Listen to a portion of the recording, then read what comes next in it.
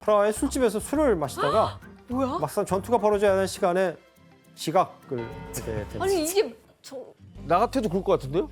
아 옆에 프라하가 있는데 뭐야 이거 어떻게 맞춘 거지? 지휘관들이 이렇게 뒤늦게 출발하다 보니 군대의 기강은 당연히 엉망일 수밖에 없고 전투도 제대로 준비될 수가 없었습니다. 말도 안 돼.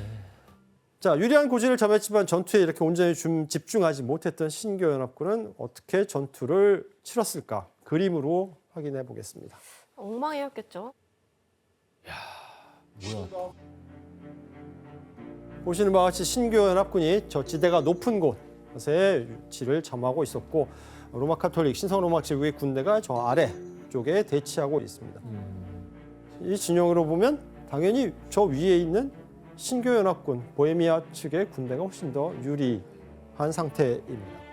밑에서 올라가는 측과 위에서 지키는 측이 훨씬 더 유리하거든요. 하지만 로마 카톨릭 연합군은 빠른 속도로 사방에서 공격을 개시하기 시작합니다. 결국 신교연합군을 포위하듯이 한 가운데로 몰아넣게 돼요.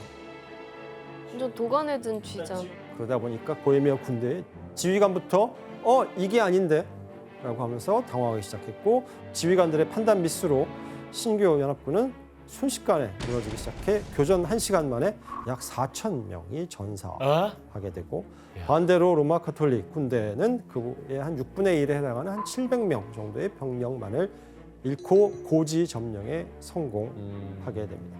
신교 연합군이 엉망인데요. 신교연합군의 방심이 패배의 원인이 되어서 자신이 그토록 원하던 보헤미아의 왕좌를 되찾을 수 있게 되었습니다. 다니엘 씨 그럼 반란 일으켰던 그 보헤미아 귀족들 있잖아요. 네. 어떻게 됐어요? 뭐 일단 중심이 있었던 그 귀족들은 일단 사형당했죠. 그 외에는 이제 한 680여 명의 귀족들 재산 다 몰수되는데 일단 또 많은 사람이 도망쳤어요. 그래서 그 당시엔 보헤미아에서 인구가 약 한 3분의 1로도 줄었다고 하더라고요. 그러면 교수님 그럼 승리를 했잖아요. 네. 영토 때문에 참전한 스페인과 바이에른은 그러면 원하던 땅을 얻을 수 있었어요? 당연히 스페인이 이 알자스를 차지하는 것에 주변국의 반대가 많았거든요, 견제가. 그래서 알자스를 완전히 장악하는 데는 뭐 성공하지 못하고요. 하지만 페르디난트 2세가 지배하는 신성 로마 제국 내부의 영토였기 때문에 이를 이제 교통로로 이용하는 것은 가능해졌습니다.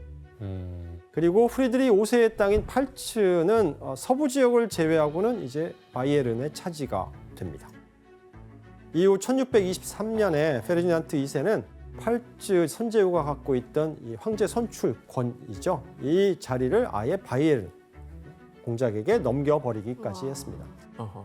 결국 30년 전쟁에 참전했던 나라들이 표출한 이 영토에 대한 야욕은 어느 정도 달성되었다라고 볼 수 있겠습니다. 하지만 보헤미아의 전쟁 이후 30년 전쟁이 이제 본격적으로 불붙기 시작했습니다. 신성 로마 제국 국경에 있던 알자스 땅을 스페인이 교두보로 이용할 수 있게 되면서 주변의 신교 국가들이 불안감을 느끼기 시작한 거죠. 그렇죠. 그러면서 그들도 본격적으로 전쟁에 뛰어들 계기가 마련되게 됩니다. 그중 1625년에 전쟁을 선포하면서 직접 뛰어든 나라가 있었습니다. 당시 상업을 통해서 부를 축적했고 지금의 노르웨이, 아이슬란드, 그린란드 그리고 페루 제도까지 넓은 영토를 갖고 있었던 북해 지역의 최강자였던 덴마크입니다. 교수님, 이 덴마크의 전쟁 선포에 로마 가톨릭 연합군은 어떻게 했나요? 사실 로마 카톨릭 연합군은 보헤미아 전쟁이 끝난 지 얼마 되지 않아서 전력을 제대로 갖출 새가 없었어요. 그래서 승기를 가져올 또 다른 방법을 찾아야 했습니다. 이때 로마 카톨릭 연합군이 찾은 새로운 방법이 뭐였을지 혹시 짐작이 가시나요? 바로 이전보다 더 강한 화력으로 중무장한 무기전을 선택하게 됩니다. 와.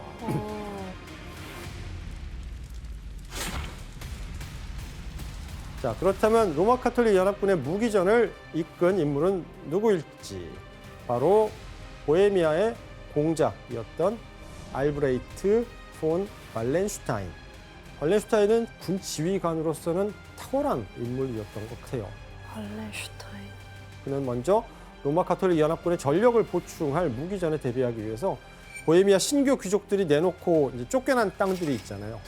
이 땅들을 헐값에 사들이게 됩니다. 땅을 사면 거기 뭐가 따라올까요? 그 땅에 거주하는 자원 뭐 그쵸? 사람들, 주민들이죠. 세금. 결국 세금을 걷어들일 세수원이 확보된다라는 바로 그 세수를 갖고 뭘 준비했느냐? 무기전을 준비했던 것입니다. 발렌슈타인은 이곳에서 군세라는 이름으로 세금을 걷어서 군수 공장을 세워서 이걸 굴리기 시작합니다. 이렇게 세운 군수 공장에서 전쟁에 필요한 무기, 화약, 탄약과 같은 이제 군수품을 제작했던 것입니다. 무기 보급에 만반의 준비를 갖춘 로마 가톨릭 연합군을 상대로 덴마크군은 과연 잘 싸울 수 있었을까요? 못했겠죠. 어려웠어요. 덴마크군은 거의 4년 동안 전쟁을 치렀는데 로마 가톨릭 측의 연합군의 체계적인 이 무기 보급에 당해내지 못하고 결국 패배하게 됩니다.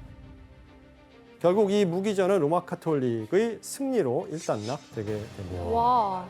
그러면 교수님 어떻게 보면은 이게 지금 로마 가톨릭 연합군을 지금 연승하고 있는 거잖아요. 네, 맞습니다. 그런데 이때 로마 가톨릭 연합군에 대항해서 30년 전쟁에 뛰어든 한 나라가 등장하게 됩니다. 센 나라가 딱 들어오고. 영국이. 센 나라입니다.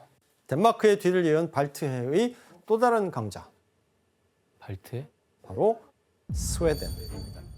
스웨덴. 스웨덴?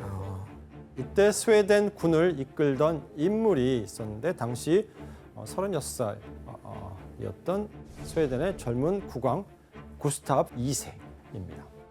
기자님 이분 뭐 어떤 분이에요?